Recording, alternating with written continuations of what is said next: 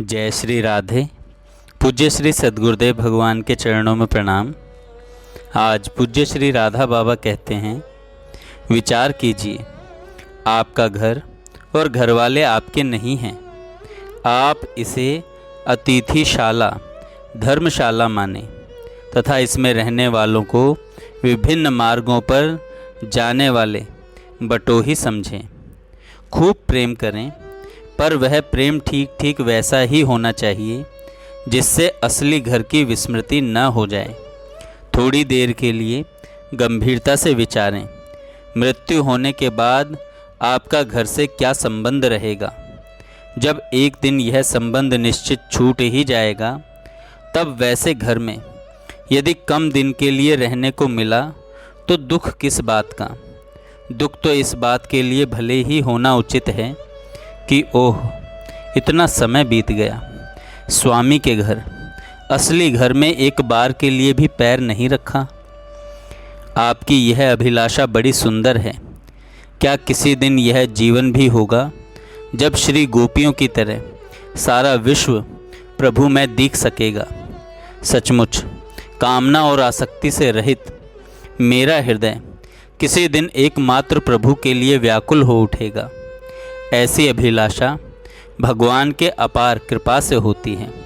अतः जो प्रभु आपके हृदय में बैठकर इन भावों की स्फुरना कर रहे हैं, वे अवश्य तथा निश्चय ही आगे का मार्ग भी प्रकाशित करेंगे।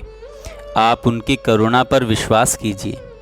हृदय की सारी शक्ति बटोर कर मन में यह निश्चय दृढ़ता से जमा लीजिए कि आपके ऊपर एकमात्र प्रभु का अधिकार है, और फिर बस एक ही बात के लिए हृदय निरंतर पुकारे, मेरे नाथ, वही करो जो तुम्हारी इच्छा हो, बस वही करो।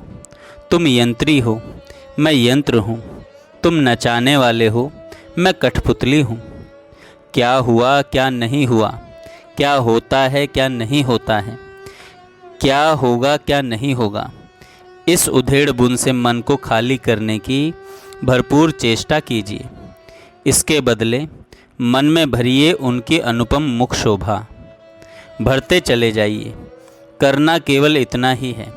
सच मानिए, सच मानिए, मन जितना उस माधुरी से सनेगा, उतनी ही शीघ्रता से रास्ता कट जाएगा।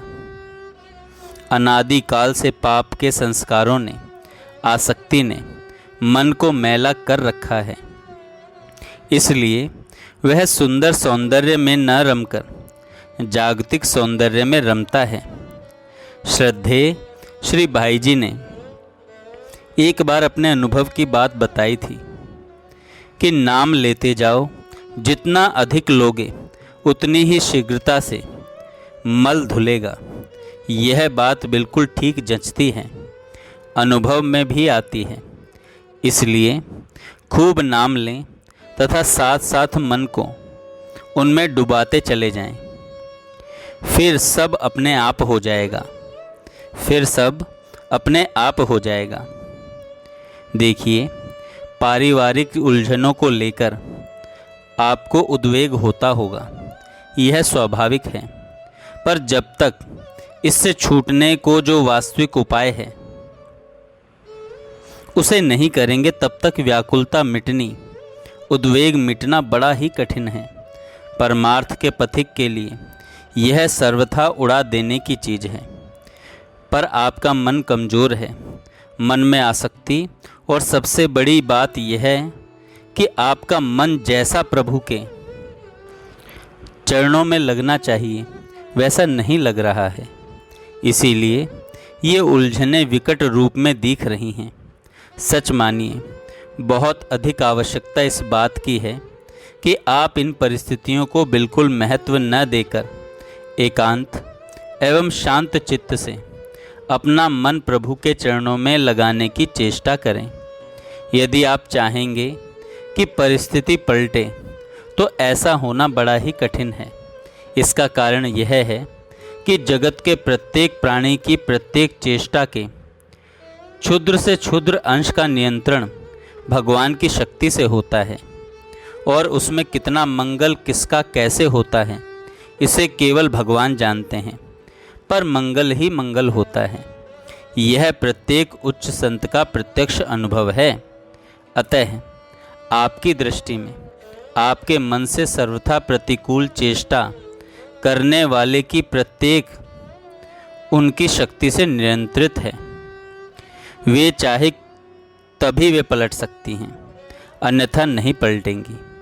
इस बात पर विश्वास होना बड़ा ही कठिन है, नहीं तो यह विश्वास होते ही सारा दुख तत्क्षण मिट जाए। आप इस फेर में मत पड़िए कि मेरा व्यवहार कैसे सुधरे, मैं अपने परिवार के व्यक्तियों के कैसा आचरण करूं कि उनका और मेरा परम कल्याण हो।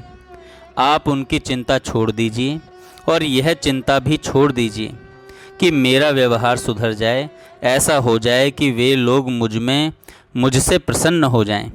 ऐसा विचार करना लाभदायक होता है, पर सबके जीवन में सब अंशों में एक प्रकार की साधना का क्रम नहीं हो सकता। संसार के प्रति उपरामता को देखते हुए बार बार मन की बिखरी हुई वृत्तियों को इस कोलाहल से हटाकर नित्य सुखमय प्रभु के चरणों में जोड़ते रहना, आप इसे ही करें। यदि आप मन को जगत एवं घर की बातों से खाली करके प्रियतम प्राणनाथ की छवि के स्मरण से भरेंगे, तो ये बातें इतनी तुच्छ प्रतीत होंगी कि उसकी कल्पना भी नहीं हो सकती। भगवान की पूर्ण कृपा आप पर है। इतना ही नहीं, ये जटिल समस्याएं भी आपको कीचड़ से निकालने का ही उपक्रम है। हृदय को एक बड़ा अंश अभी सांसारिक आसक्तियों से घिरा हुआ है। शायद आपको पता भी नहीं चलता होगा कि वह सांसारिक आसक्ति कैसी है, कहाँ है, किस रूप में है, पर वह है। इन सारी आसक्तियों को छोड़ने के लिए तैयार होना पड़ेगा। छूटेगी तो प्रभु के छुड़ाए, पर चाह आपको ही करनी पड़ेगी। सारांश यह है कि जिस किसी भी प्रकार से मन को इन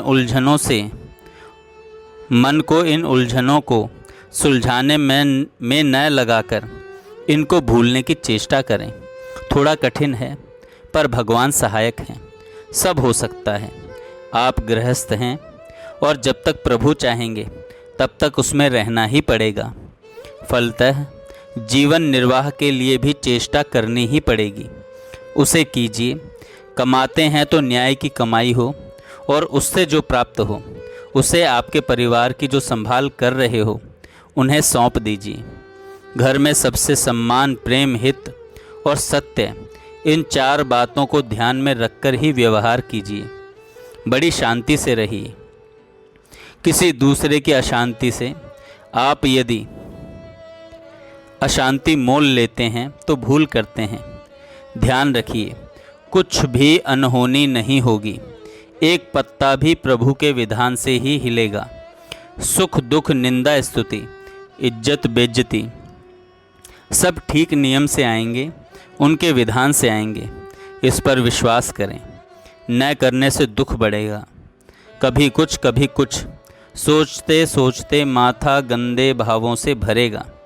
ऐसा न होकर वह भरे एकमात्र प्रभु के स्मरण से यह चेष्टा कीजिए। जय श्री राधे।